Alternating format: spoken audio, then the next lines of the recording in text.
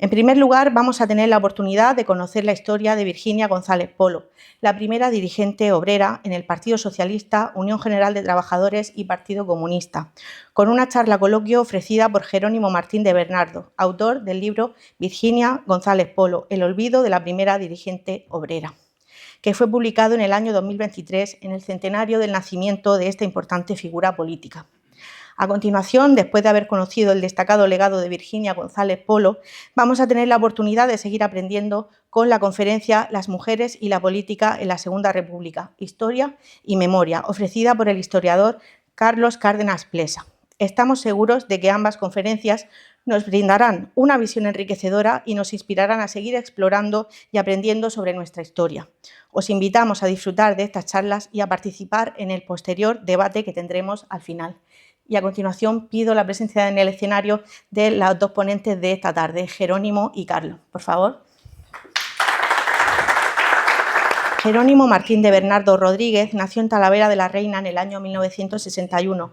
Es licenciado en Ciencias del Trabajo y diplomado en Gestión y Administración Pública.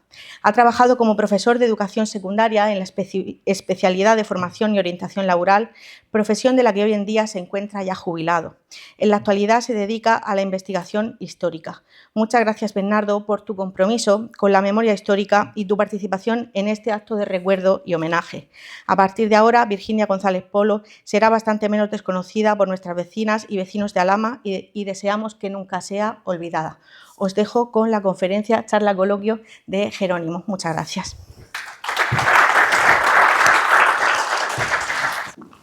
Buenas tardes a todos y muchas gracias por la invitación. Para mí es un placer compartir este rato con todos ustedes e intentar que descubran, quien no la conozca todavía, a una mujer que yo creo que merece no ser olvidada y al menos no ser olvidada entre todo lo que representa el espectro político de izquierdas. Yo voy a empezar primero con una pequeña presentación, un pequeño vídeo. Son frases que ella pronunció, es casero, un vídeo casero, pero que lo hemos hecho con un sketch representando a Virginia González Polo. Yo soy sencillamente una obrera. Tengo el oficio de guarnecedora y toda mi vida, desde los 8 años, he trabajado en fábricas y talleres para engañar al hambre. De pequeña sí era bastante rebelde. Sobre todo las injusticias me sublevaban y le decía a mi madre: quiero ser mayor para ser libre. Entonces me pensaba que las personas mayores eran libres. A los 18 años me casé con un hombre. Mejor dicho, con un chiquillo como yo, de ideas avanzadas. Y él me fue enseñando. Quién sabe, quizás si me hubiera casado con un católico, ahora sería una mística.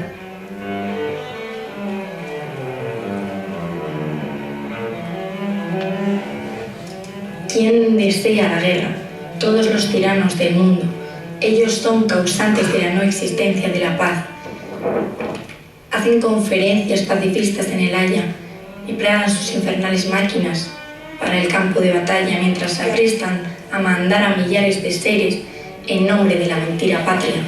Pobres obreros que se odian sin conocerse y sin conocerse se buscan para matarse.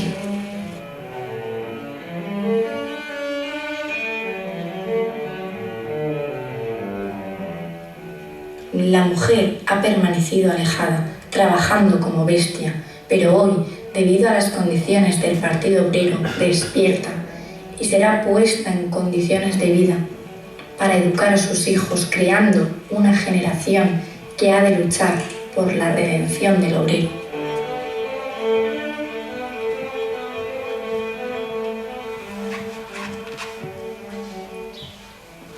La Iglesia, mejor dicho, sus hombres, astutos y sagaces como nadie, a la mujer en sus redes tejidas de errores y mentiras. Si a la mujer se le diera la misma educación que al hombre, habría por lo menos tantas mujeres de ideas progresistas como hombres y entonces emplearía su influencia en defender y propagar las ideas nuevas.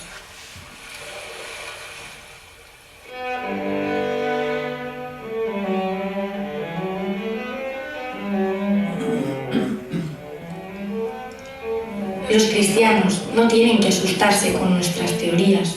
Nosotros no queremos la propiedad para unos cuantos, la queremos para todos. Un grupo de mujeres nos hemos echado a la calle a denunciar a los ladrones taoneros.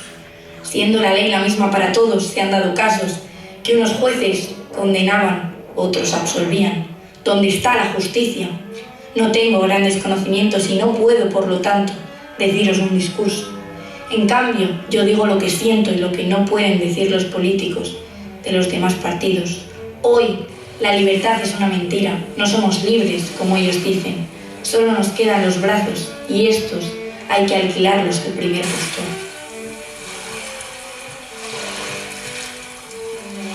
Nadie sabe de la guerra de Marruecos, porque desde que empezó la guerra europea parece que no existe la española. Solo saben de ella las madres que pierden su hijo en Melilla.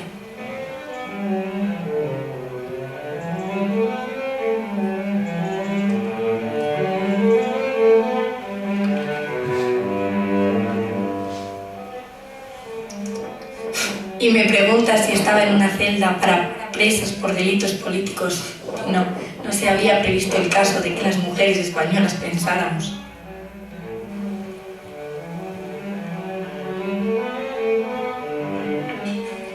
No consintáis que se lleven a vuestros hijos al matadero de Melilla. Acordaos de que también los moros tienen madres e hijos. Impedid que vuestros seres más queridos se conviertan en asesinos o sean asesinados. A vosotros, militares, ¿para qué creéis que os mandan a Marruecos? Os mandan para que conquistéis las minas y las riquezas de aquel país en beneficio exclusivo de un puñado de capitalistas sin conciencia.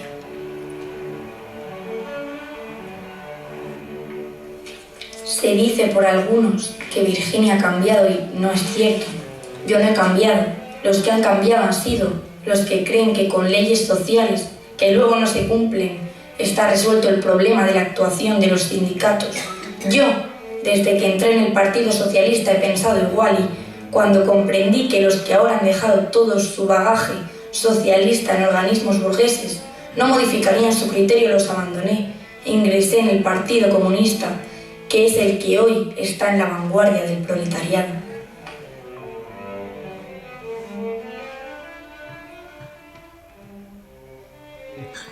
La que interviene es mi hija Delia, por tanto es un vídeo casero que lo que hace es un poco representar lo que Virginia pensaba, lo que Virginia decía y determinadas intervenciones que a lo largo de su vida hizo Virginia. Yo voy a hacer un recorrido por su vida. Ella no vivió la Segunda República. Nació en 1873, en plena Primera República, y murió en 1923, 8 años antes de la Segunda República. Pero su personaje es importantísimo de cara a pensar en todas las personas que trabajaron para que viniera la Segunda República.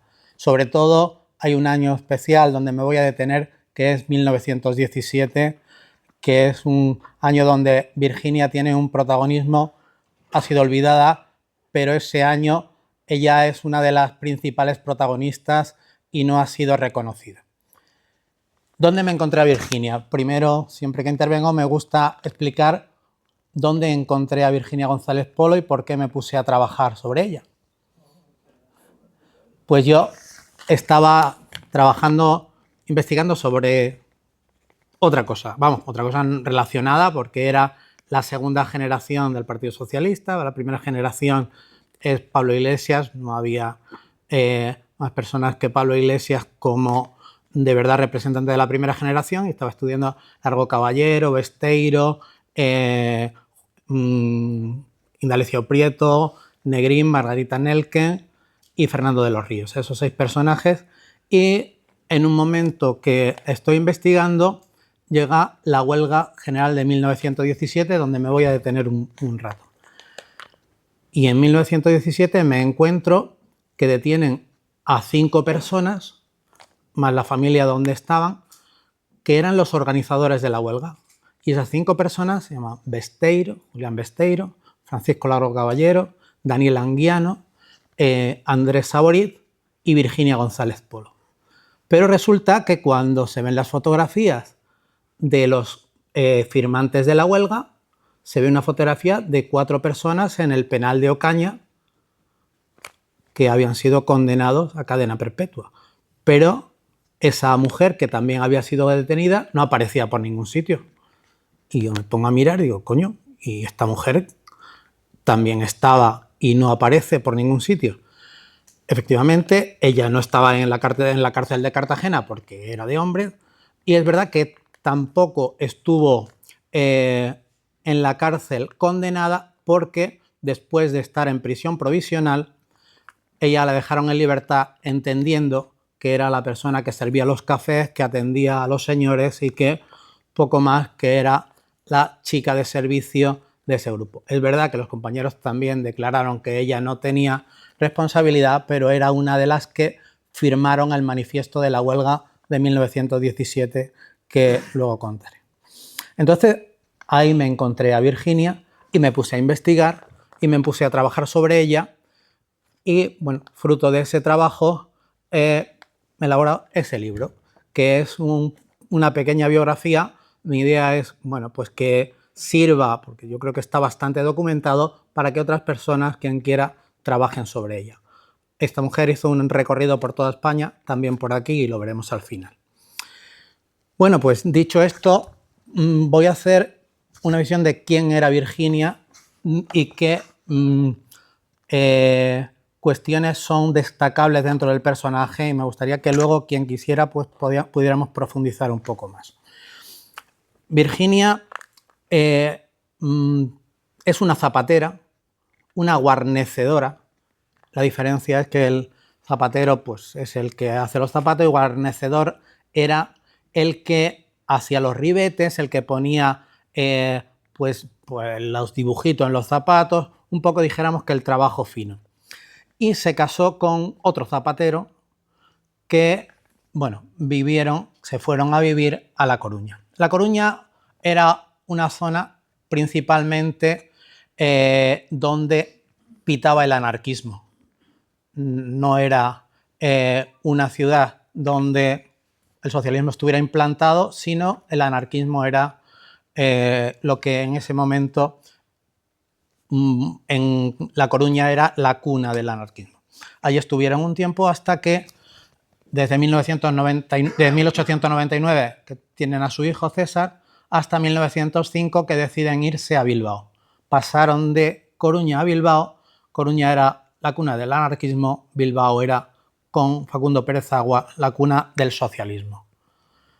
En 1905 conocen a un personaje importante dentro del socialismo, chico joven, pero que dirigía un periódico que era La Lucha de Clases en Bilbao, que se llamaba Tomás Meave, y que luego fue el fundador de Juventudes Socialistas. Tomás Meave y Virginia se hicieron amigos, y juntos ya, no juntos, sino Virginia fue la que lo fundó, pero Tomás le ayudó a Virginia a fundar la primera agrupación socialista femenina. La primera agrupación socialista femenina, exclusivamente femenina, se crea en Bilbao en 1905. Ella es la fundadora junto a 150 personas. A partir de ese momento, Virginia se hace protagonismo en la difusión de los ideales del Partido Socialista. Es el primer momento donde ella empieza a trabajar dentro del Partido Socialista, y a partir de ese momento asiste a innumerables congresos que quiero presentaros. Vamos a ver si... Espera un momento. Quiero presentaros. Fijaros los congresos en los que participó Virginia. Luego haremos un recorrido de su historia al pasar del Partido Socialista al Partido Comunista al final, pero para que veáis todos los congresos en los que ella participó. En 1905, el 8º Congreso de UGT fue la única mujer. En el 9º del PSOE en 1911, única mujer. El 11º de UGT, única mujer. 10º Congreso del PSOE, única mujer. Es elegida miembro del Comité Nacional. En ese momento no existía ejecutiva, no había comisión ejecutiva y Comité Nacional, sino únicamente el Comité Nacional era el órgano ejecutivo también del Partido Socialista. Por tanto, entra en el miembro máximo de representación del PSOE en 1915. En 1916 también es la única mujer miembro del Comité Nacional.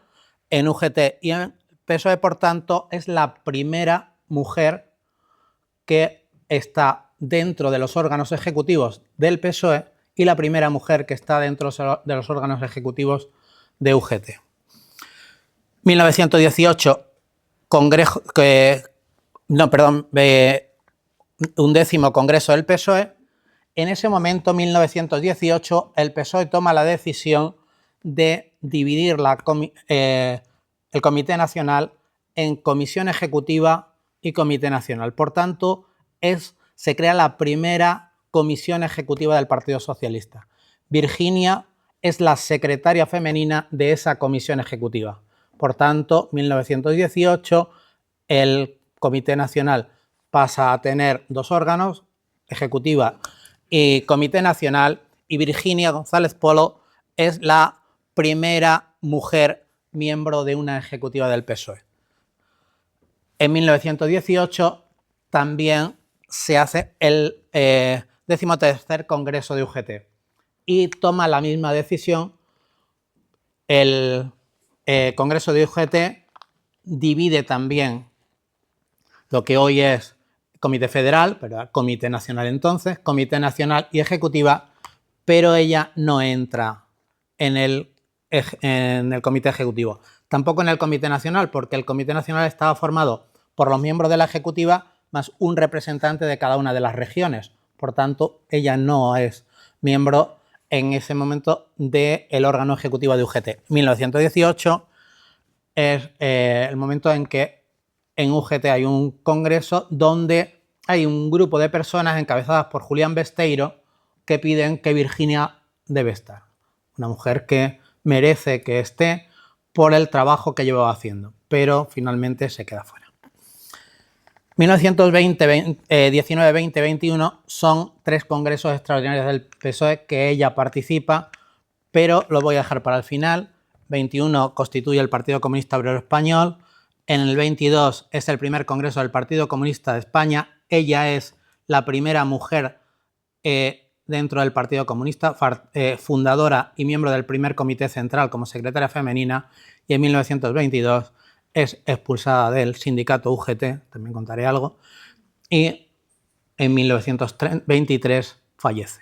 Voy a poner la imagen de un congreso, 1918, y aunque no sé si se verá, prácticamente todos los personajes que hay en esta fotografía tienen algún centro social, alguna calle, en su localidad tienen algún reconocimiento.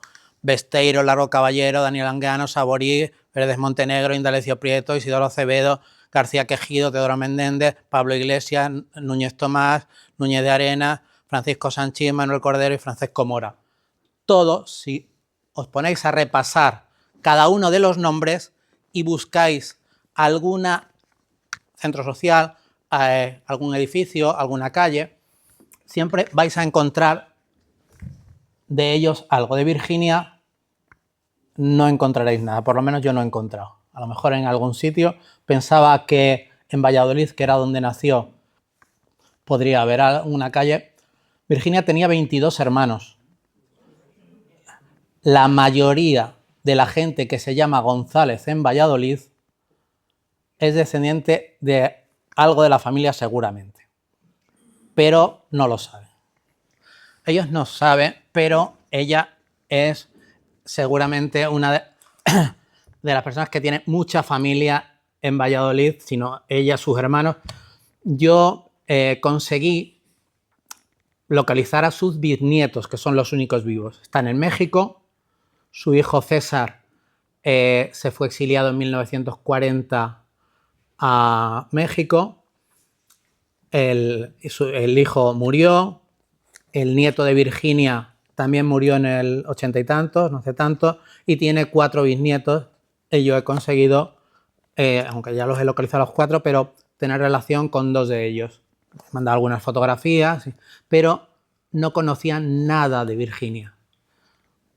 Cuando yo localicé el teléfono de una hija, Marian, le pregunté, le dije que estaba trabajando sobre su bisabuela y ella se sorprendió, pensaba que le estaba engañando. ¿De qué me está usted hablando? ¿Qué me está diciendo? ¿De quién me habla? No sabía nada de ella. Luego, efectivamente, pues ya empecé a dar más información, a hablar de su abuelo, ya vi que lo conocía y ya, bueno, pues luego mantenemos muy buena relación. Pero es verdad que en ese momento pues se sorprendió porque no conocían nada de ella. Se fueron en 1940. En 1940, en el exilio, dentro del Partido Socialista hay una división importante, que es una división entre negrinistas y prietistas. Indalecio Prieto y Negrín tienen un conflicto importante, en otro momento se podría contar, pero termina con la expulsión de todos los seguidores de Negrín. 40 y tantos miembros, tanto Juan Negrín como 40 y tantos miembros son expulsados, y uno de los que son expulsados es César Rodríguez González, que es el hijo de Virginia González Polo. El hijo de Virginia González Polo, que toma la decisión de irse al Partido Comunista como Virginia cuando se produce la escisión entre el Partido Socialista y el Partido Comunista. Sin embargo, el marido de Virginia decide permanecer, Lorenzo, permanecer dentro del Partido Socialista.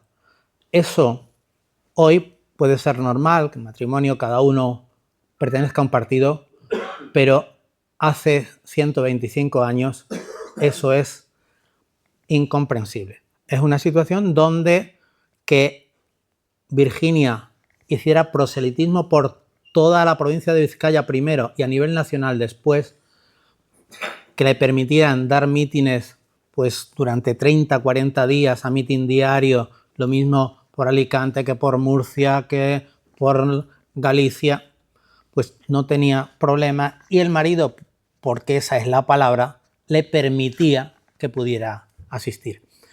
Lorenzo era el, dijéramos, el maestro que había sido superada por la alumna.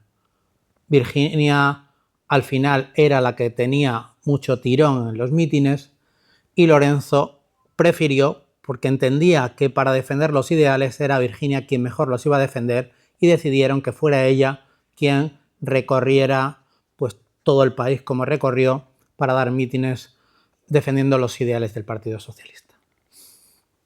Ya veréis que también estuvo en Alhama, lo pondré luego. En esa situación, Virginia tenía su principal idea era crear agrupaciones socialistas femeninas. Ese era uno de los objetivos que tenía. Ella ayudó a crear la Agrupación Socialista Femenina de Madrid, fue presidenta también de la Agrupación Femenina Socialista de Madrid, y ella, en 1905, un año importante para ella, decide, siendo presidenta, irse a Argentina. Se marchan a Argentina a trabajar, Lorenzo y ella, y bueno, están durante un par de años hasta que vuelven a León. Virginia, en 1905, hace la campaña electoral municipal que hay en ese año. Si leemos la ley electoral de 1887, que es la que se regía las elecciones municipales, ponía que podían ser elegibles contribuyentes, pero no hablaba de si hombre o mujer, porque se entendía que las mujeres no iban a participar en política. Eso era inconcebible.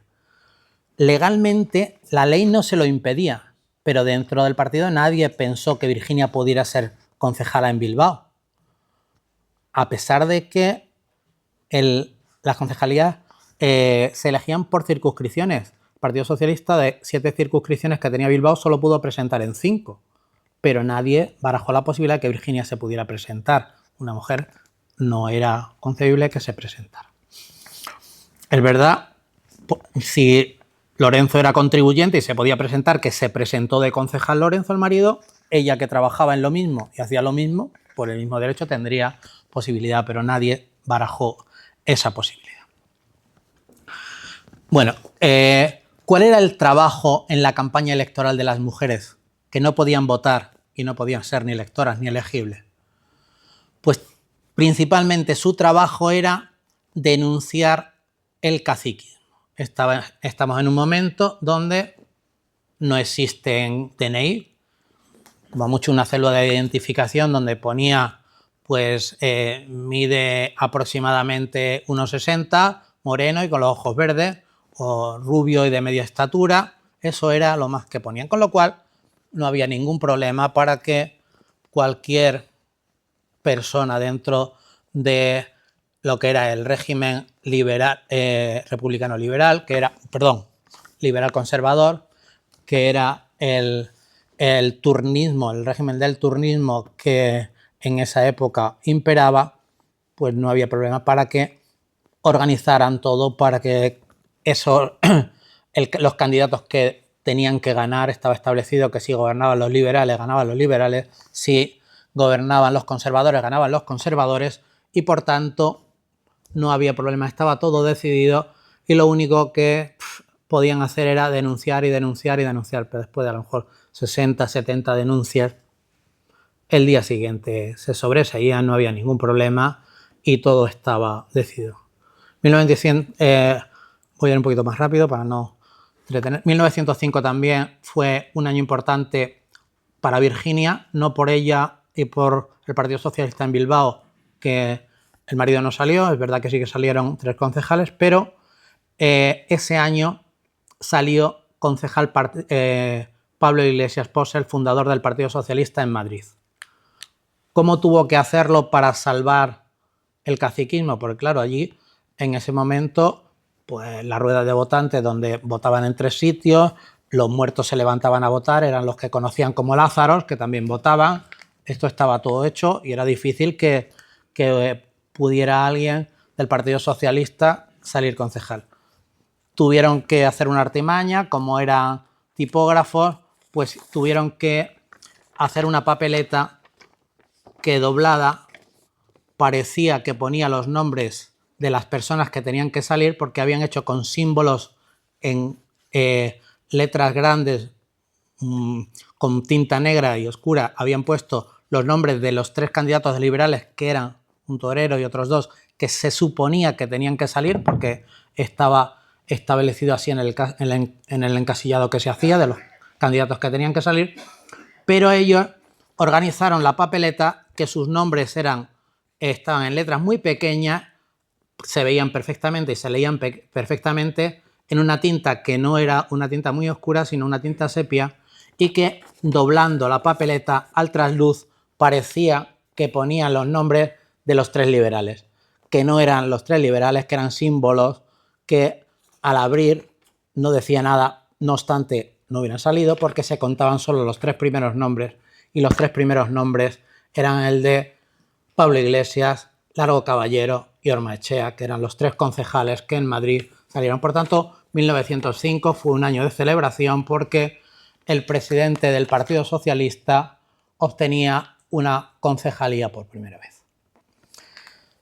En ese momento es verdad que luego ella se marcha, está en Argentina, vuelve, está prácticamente trabajando para la creación de muchas agrupaciones femeninas y llega 1917. Y ahí sí que me voy a detener un poco. 1917...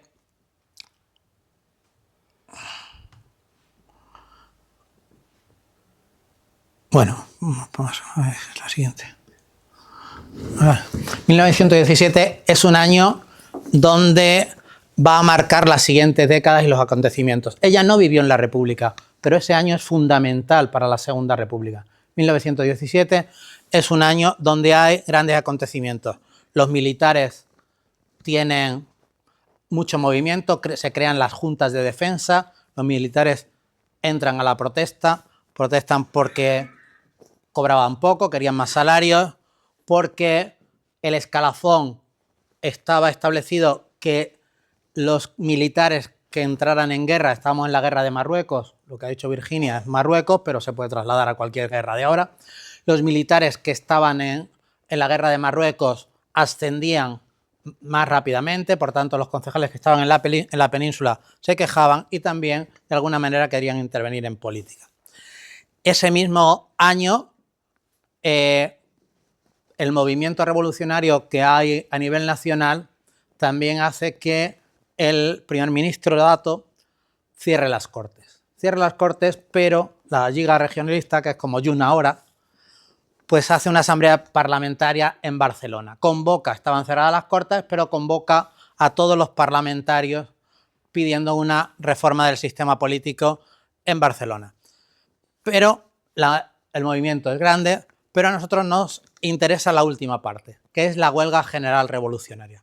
La huelga general revolucionaria, el Partido Socialista toma un importante papel, donde hay un momento que piensan que los militares van a estar a favor de la huelga, luego fue todo lo contrario y hubo entre 80 y 100 muertos dentro de la huelga de 1917, pero en ese momento piensan que puede triunfar la huelga. Virginia era una de las firmantes de la huelga y en la calle Desengaño, que se llama calle Desengaño 12 de Madrid, antes de empezar la huelga, detienen a los miembros del comité de huelga, Francisco Largo Caballero, Besteiro, Anguiano, Saborit y Virginia González Polo. Dice el periódico que esa era la casa, las ventanas correspondientes a la habitación de Desengaño 12, que ofrecían los firmantes del manifiesto, y por una de ellas arrojó esta última, Virginia González, algunos documentos comprometedores. Parece que rompió los documentos con los nombres de los organizadores por regiones de la huelga, lo rompió y lo tiró. Lo tiró por la ventana. A ella la detienen, pero ella cuando, ya lo he dicho antes, cuando se celebra el juicio, declaran que ella pues estaba pues, poco más que sirviendo cafés. En ese momento es la segunda vez que la habían detenido, pero en ese momento queda en libertad, celebra el juicio y queda en libertad. La habían detenido en diciembre de 1916. No fue, se organizó una huelga en diciembre de 1916, pero ella la detienen un poco más tarde, en febrero o marzo de 1917.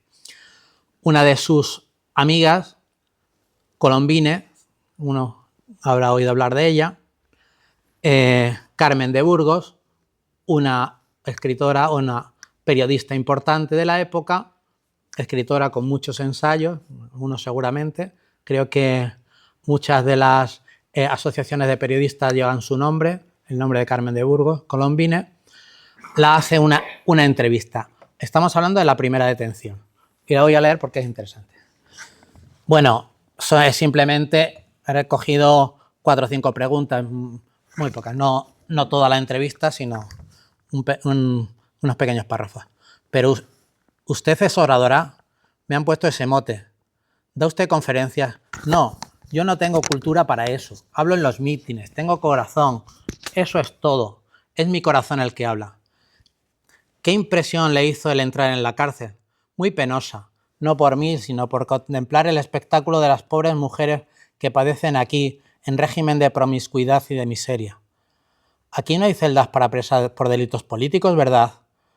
Y eso es lo que dice también el vídeo. No se había previsto el caso de que las mujeres españolas pensáramos. Esa es una entrevista que le hace Carmen de Burgos y voy a poner otra entrevista que la hacen ya esto estamos hablando del 1 de abril, la huelga revolucionaria es en agosto y en agosto ella está en la cárcel, pero la dejan en libertad provisional y el día antes de ir a juicio la hacen una entrevista a Margarita Nelken, socialista en ese momento y también amiga de Virginia. Margarita, mucho más joven que Virginia, trabajaba en El Día. En El Día era un periódico que se editaba por la noche, se llamaba El Día, pero se publicaba por la noche. el 1 de octubre de 1917, el día antes de la vista del Consejo de Guerra. Dice, ¿ha sufrido usted mucho?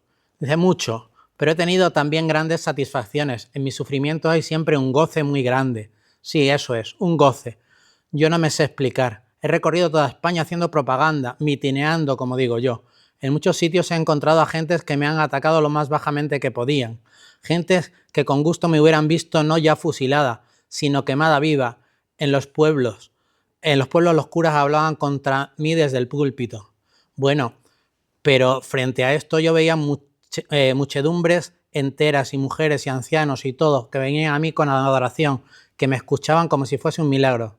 Sí, estoy contenta, he sufrido mucho, pero 100 vidas que yo tuviese las daría las 100 por las de abajo.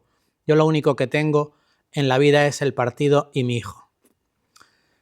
Y al despedirnos, Virginia González, eso lo pone Margarita al final, con voz igual y serena y su mirada franca, repetía bromeando, no me fusilarán.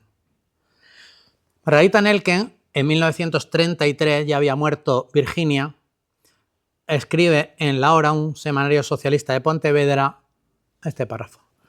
Los socialistas podemos recordar con orgullo legítimo que hace ya años la ejecutiva del partido contaba entre sus miembros a una mujer, Virginia González, de quien la que esta línea firma no olvidará nunca la ejemplar serenidad en vísperas del Consejo de Guerra que había de condenar al comité de la huelga de 1917. Bueno, esto era pues la imagen que tenía Margarita Nelken de Virginia. Margarita Nelken tenía una discrepancia con Virginia y con Carmen de Burgos en la agrupación socialista femenina de la que eran los tres con respecto al voto femenino. La primera mujer que empezó a trabajar en favor del voto femenino, es verdad que Clara Campoamores es la que lo llevó a la práctica, pero fue Carmen de Burgos Colombines, que en una reunión de la agrupación socialista femenina empezaron a trabajar difundiendo pues tanto la necesidad del voto femenino como la implicación de la mujer en política.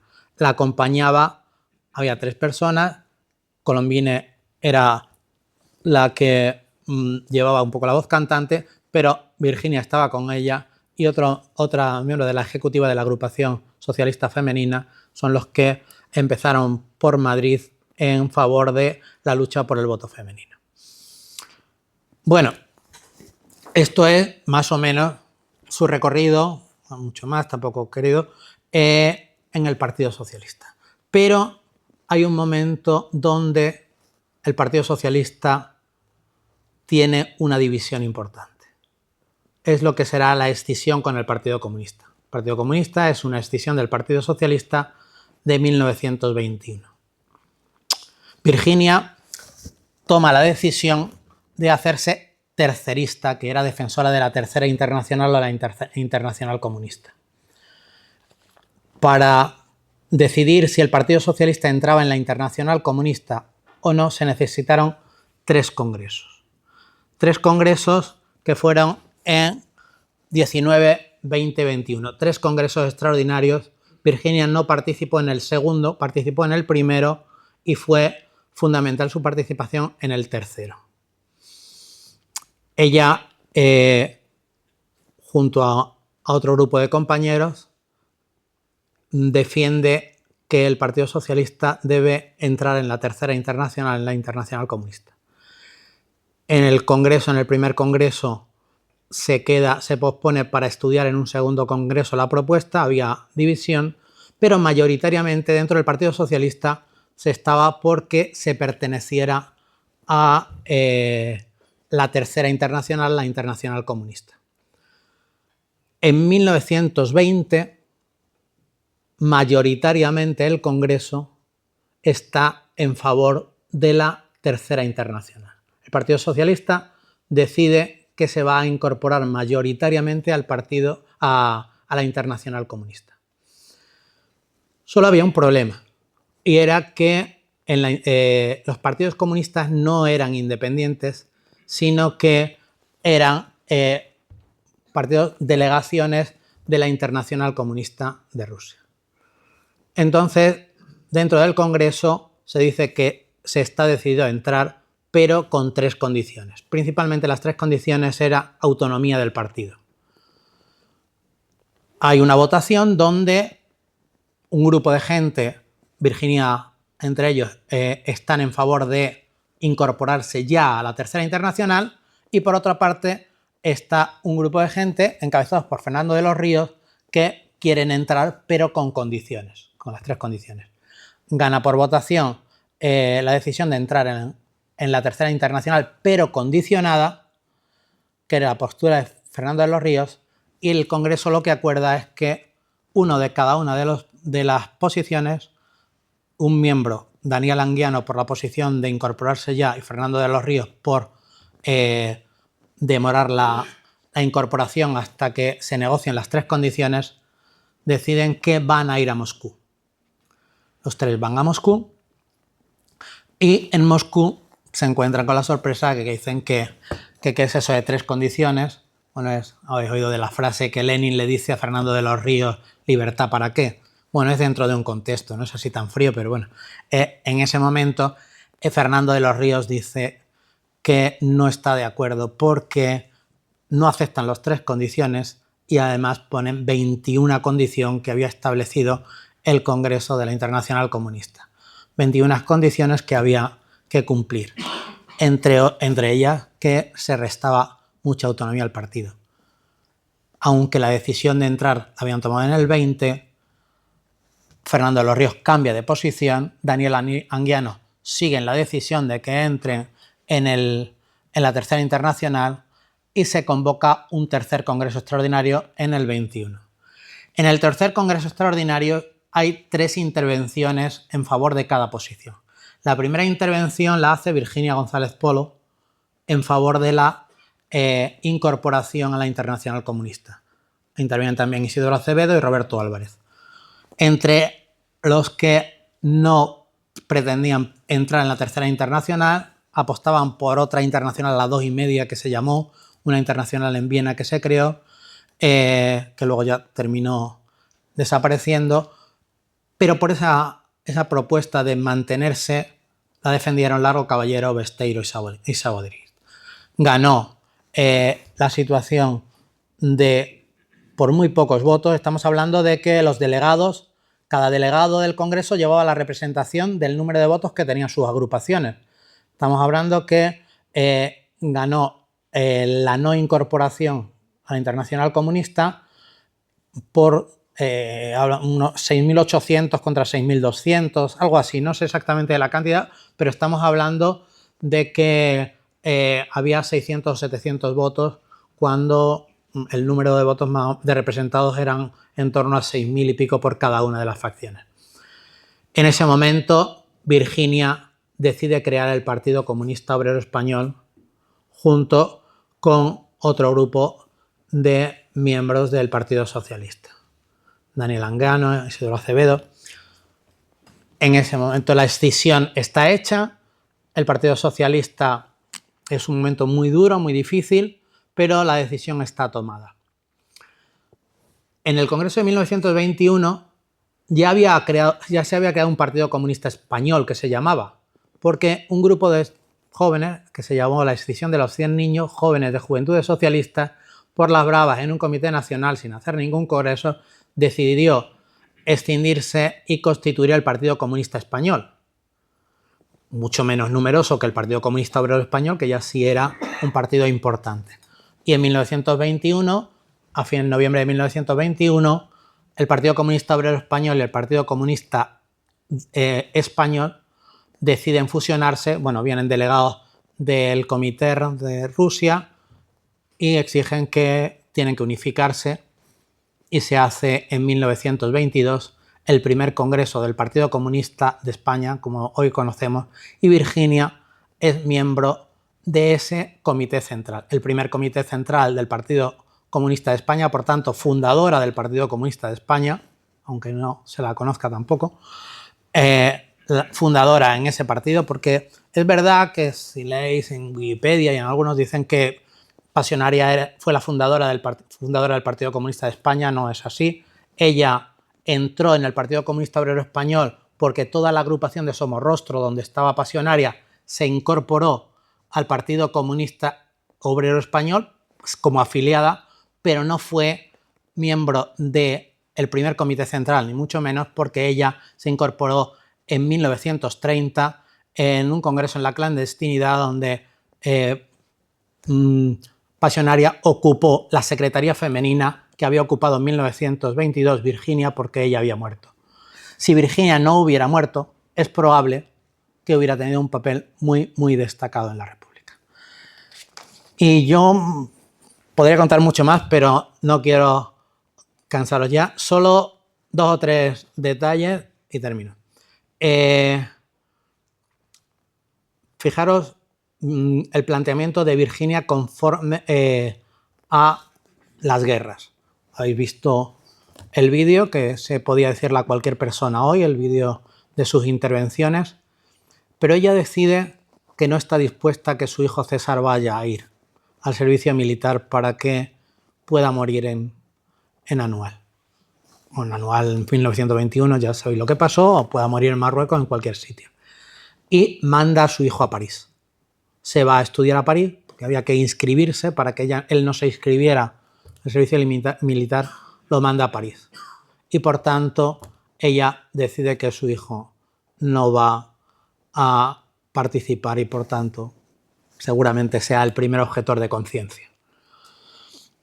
Es importante también destacar el feminismo de Lorenzo, su marido, que trabaja con él en defender los ideales del Partido Socialista y la permite ir por todos sitios.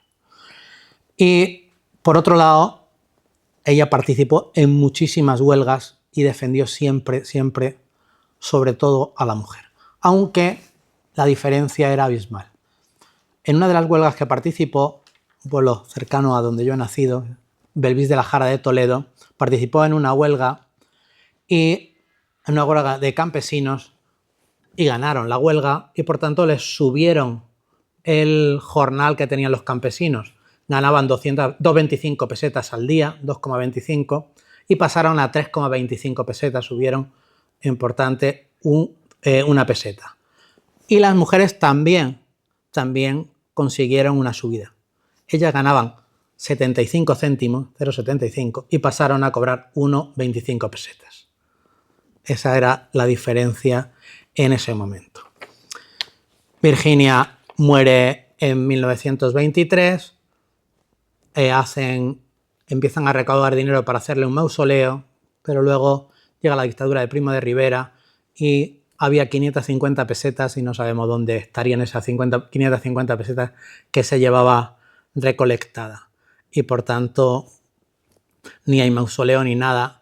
Yo iba, lo dije estando aquí en una charla sobre ella, yo uno de los días que estaba en Talavera de la Reina, quise ir a hacer una foto a su sepultura porque la habían enterrado en el Cementerio Civil de Madrid. Y llamé al cementerio, di todos los datos, me dijo efectivamente, fue en el Cementerio Civil de Madrid, pero en 1946 nadie pagó la fosa, nadie solicitó recuperar los restos ni hacer el pago del gasto, y está en el osario común sus restos porque nadie ha ido a pedir cuenta sobre ella. Por tanto, hay rescate. Esa fue un poco la historia de esta mujer que también estuvo en Alhama de Murcia. Ahora pongo estas diapositivas, que es cuando ella estuvo por esta zona. Recorre toda España y en la huelga de 1917 dijimos que condenan a 4, ella viene a verlos al penal de Cartagena y empieza a trabajar en favor de la amnistía de los presos. Y hace un recorrido por Cartagena. Dice que el día 25, estamos hablando del 25 de enero, llega Virginia y Lucio Martínez a defender el triunfo de la candidatura de los que estaban en el penal porque les presentan a las elecciones de 1918 para diputados que salen los 4, Besteiro, Saborío, Anguiano y Largo Caballero, que son los 4 diputados con Pablo Iglesias y Indalecio Prieto. Son 6 diputados los que salen en 1918, los 4 miembros del penal, más Pablo Iglesias e Indalecio Prieto. Viene a Cartagena y hace un recorrido por la zona.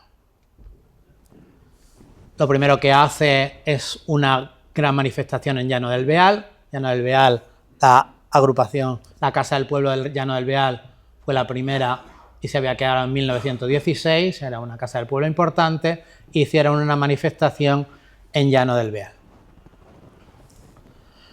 El 10 de febrero dice que continúa la campaña y dice que Lucio Martínez y Virginia han celebrado actos de propaganda en Llano del Beal, La Unión, Cartagena, Teatrocirco, Santa Lucía, Portman, Los Barreros, Mazarrón, Águilas, Cartagena, Alhama y Totana. Alumbres, Alhama y Totana. Ella está exactamente en Totana, en Alhama, uno de los mítines de... El día lo tengo por ahí, creo que es el 6 de febrero exactamente, no lo sé exactamente, pero creo que es el 6. Bueno, dice que últimamente se han verificado mítines, parte de Virginia en Alhama, Escombreras, Algar y Portman. En La Unión se ha verificado otro mitin en colaboración con Lucio Martínez. Bueno, pues ella está ahí. Totana, se ha celebrado un mitin en Totana de propaganda en favor de la candidatura, presidió el acto el presidente de la agrupación de socialistas, hicieron palabra Pedro Martínez, Virginia González, Lucio Martínez, realizando una labor de propaganda. La concurrencia pasaba de 2.000 personas, que aplaudió calurosamente a los oradores. Bueno, se sigue con gran entusiasmo la campaña de mitin en los pueblos de circunscripción para preparar ánimos en favor de la candidatura del comité de huelga, mítines en Alhama y Totana, siendo ambas un gran éxito. Hablaban Pedro Martínez, Virginia González, Lucio Martínez. En Totana han quedado organizadas las mujeres. Había creado una agrupación socialista femenina después de la propaganda de Virginia y hoy ganan un real más. Voy a poner esta aquí para que veáis la importancia de Virginia. Voy a poner la manifestación de 1 de mayo de 1919. Una manifestación muy importante. No parece que una persona que no fuera importante iba a estar al lado de Pablo Iglesias. Dijéramos que los 2 personajes importantes de esa manifestación de 1 de mayo eran Virginia y Pablo Iglesias. Es verdad que en 1920 ya no está en la manifestación porque ya había decidido integrarse en la Internacional Comunista, pero Pablo Iglesias y Virginia son la cabecera de la manifestación juntos los 2. Y ya no quiero comentar más yo, lo único, lo que queréis preguntar, no sé si me alargamos más de la cuenta, perdonad, y los que quieran hacer una pregunta, pues vamos con ella. Sí, yo creo que hubo otro momento en que Virginia González viene a Totana seguro. Porque pero ya no viene como militante del Partido Socialista, sino como viene como delegada de la UCT. ¿Por qué? En Murcia era el anarcosindicalismo el que tenía preponderancia. Entonces, para la UCT era una preocupación Murcia y, de hecho, creo que fue en el 1919 y es la unión local de Yecla, de la UCT, la que pide que vengan delegados a Madrid y creo que vinieron Anguiano, Saborí y Virginia. Bueno, Virginia siempre baja con Saborí, por tanto, sí, que viniera con Saborí, sí. A ver, es probable, claro, lógicamente, no todo en ese momento está en prensa ni está en archivos, con lo cual es difícil.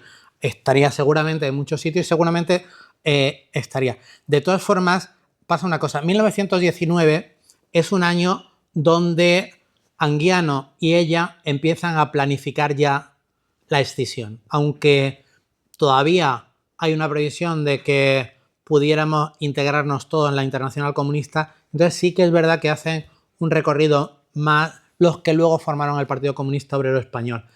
Yo no tengo ese dato, es probable que lo sea, y vamos, hay muchísimos sitios donde ella interviene y lógicamente no está recogida en la prensa. Yo he recogido todo lo que he encontrado. La verdad es que pues he visto 70 y tantas cabeceras de periódico de la época. Pues es la investigación hasta donde he podido llegar, pero es verdad que quedan muchos sitios. Mira, voy a poner, a ver si lo tengo aquí. Un momento, si soy capaz. No sé, espera, bueno, no sé si voy a ser capaz de cerrar esto. A ver si soy capaz de...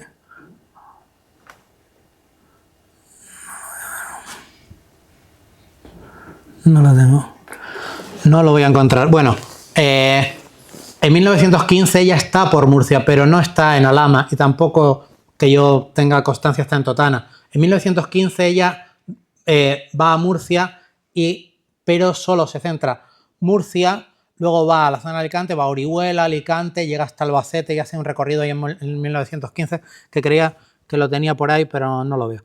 En cualquier caso, es un recorrido que hace de como 30 y tantos mítines. Termina en Castellón con 45 días, 30 y tantos mítines, pero aparte luego ella iba por las mañanas, por la tarde hacía los mítines, por la mañana hacía el recorrido por la huerta y a los campesinos pues se reunía con ellos y le daba el mitin.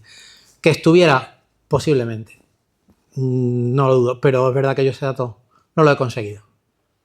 Y de todas formas sí que es bueno que quien tenga alguna información, yo estoy dispuesto a recoger por si hay alguna información. Y bueno, eso es lo que quería contar. ¿Alguna cosa más? Pues luego ya después de Carlos que podemos seguir más.